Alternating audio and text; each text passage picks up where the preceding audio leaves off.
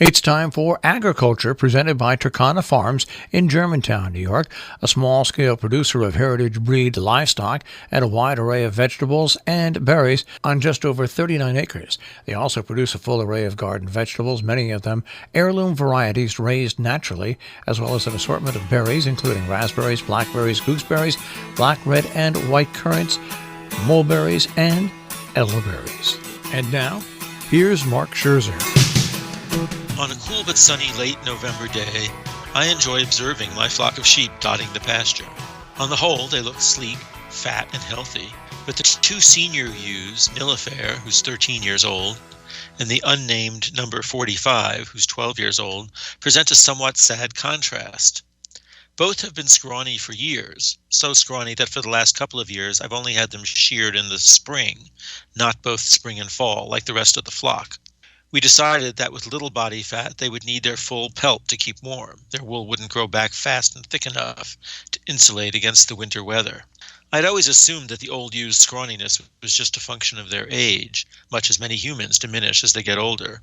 Both ewes have hearty appetites, both can keep up with the flock as it moves about, and both lambed successfully last year. These are all indicators of decent health. Also, they're both very people-friendly. But several weeks ago, Nilufer and 45 were among the half-dozen or so flock members who suffered with diarrhea and/or had other indications of anemia, signs of potential infection with parasitic worms. I administered medication to all half-dozen and was immediately successful with the younger flock members. But Nilufer and 45 both required a second treatment. And even after the second treatment, number 45 continued to have the runs. I consulted the vet, who recommended yet a third treatment, and if the diarrhea did not resolve in a week, that I bring in a stool sample to try to diagnose her. The lab analysis told us that 45's problem was not parasitic worms.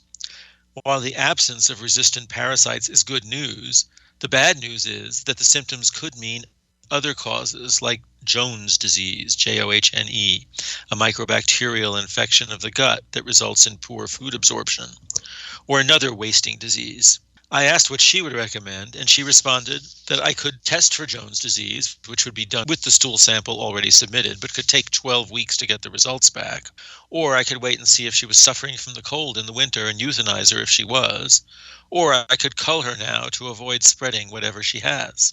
Naturally, I hate the idea of culling an animal that seems otherwise quite happy with a hearty appetite and is in no distress. But I hate equally the idea of exposing the rest of the flock to a disease for which there's no effective treatment, though I find out apparently there is a vaccine. Is this dilemma beginning to sound familiar?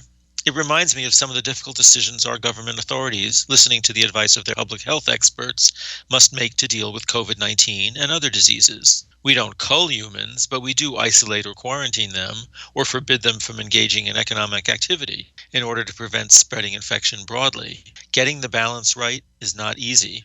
For now, I've opted just to get the test done for Johne's disease.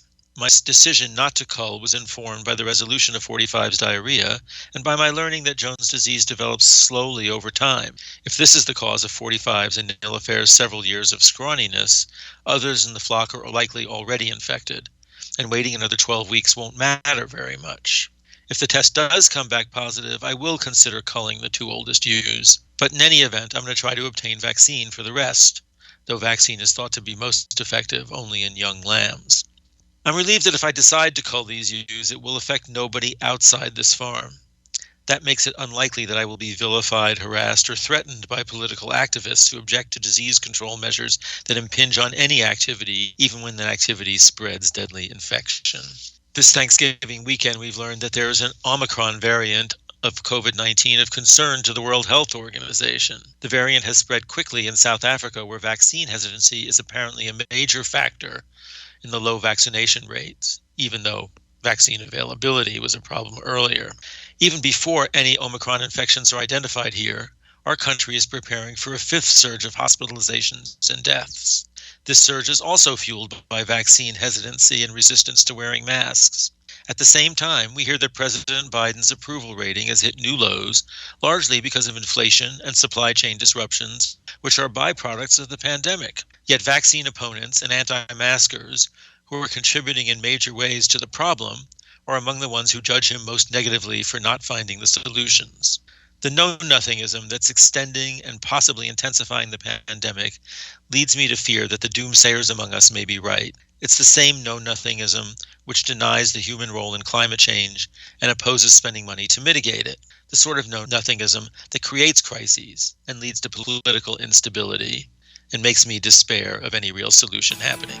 In the early 1960s, Stop the World, I Want to Get Off was the title of a light-hearted West End musical in London. Sometimes, nowadays, it becomes my motto. Agriculture is underwritten by Turkana Farms, LLC, a small-scale producer of heritage-bred livestock and a wide array of vegetables and berries on just over 39 acres in Germantown, New York. More information, 518-537-3815.